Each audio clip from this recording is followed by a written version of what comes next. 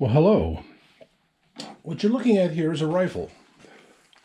What this is a model 1917 American rifle from World War One. But what's interesting about this is the fact that I rebuilt it. And what I mean by that is you'll notice the discoloration or different color on the top guard here. Well, this started out when I found it at a local gun store as a Sporterized 1917.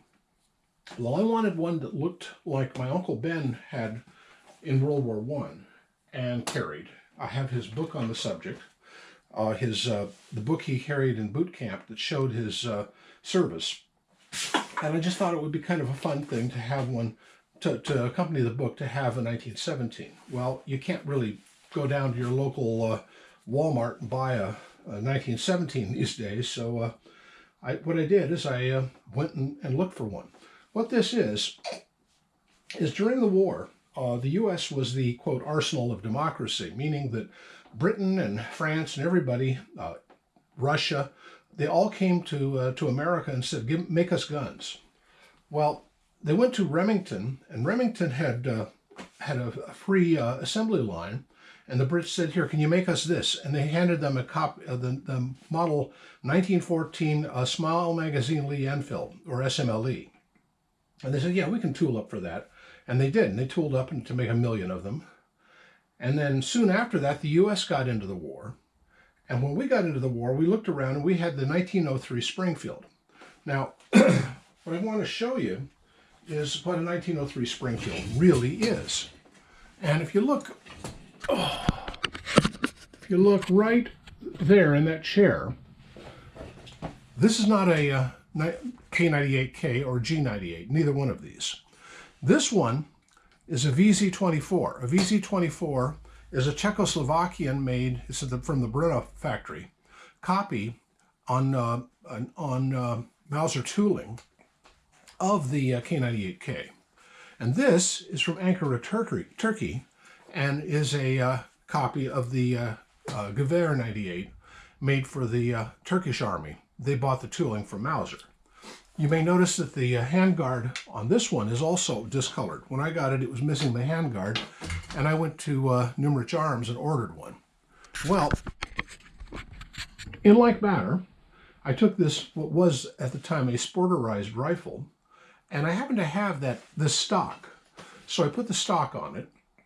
When I looked around for other parts, these rings and other things, the handguards, and I went to Numrich Arms, and they had these new in stock, the new old stock, meaning they were made by the Enfield Arsenal and had been sitting in storage since World War I, basically.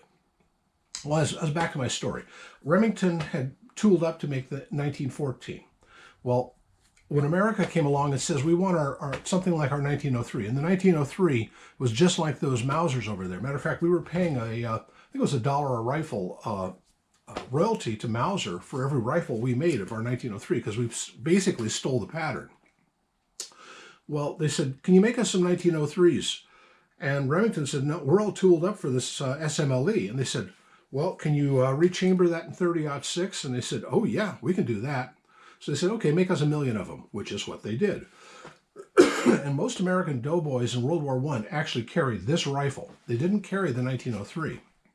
Matter of fact, Alvin York, the Medal of Honor winner of World War I, best known, was issued a 1903 in boot camp, and he became very familiar with his 1903. But when he was landed in France, they took it away from him and gave him one of these, and he called it that English rifle. Well, it wasn't English; it was American. It was a Remington Rand, and this is a Remington Rand, by the way, made 1903 Enfield, as they called it. 1917 Enfield. 1903 Springfield, 1917 Enfield. And after World War I, we won, yay. We had a zillion of these laying around. You would think that the War Department would have said, okay, since we've got a whole bunch of 1917s, let's just change the American standard to this. But nope. They basically threw them all away or sold them off to surplus or whatever, and went back to 1903. But my point with this video is that I restored this. Well, I'm working on a new project now. Let me keep this away from you, and I'll show you my new project. I don't have a stock for it yet, and it's not even blued yet, but when I got this, it was a rusted piece of junk.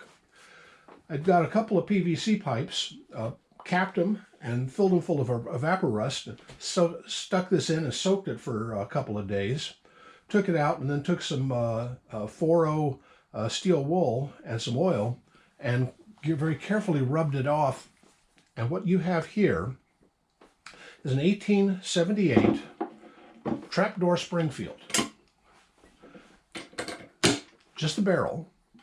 And it's missing one screw off of the sight, but I've got the sight free now, and it will actually do windage, and it's kind of cool.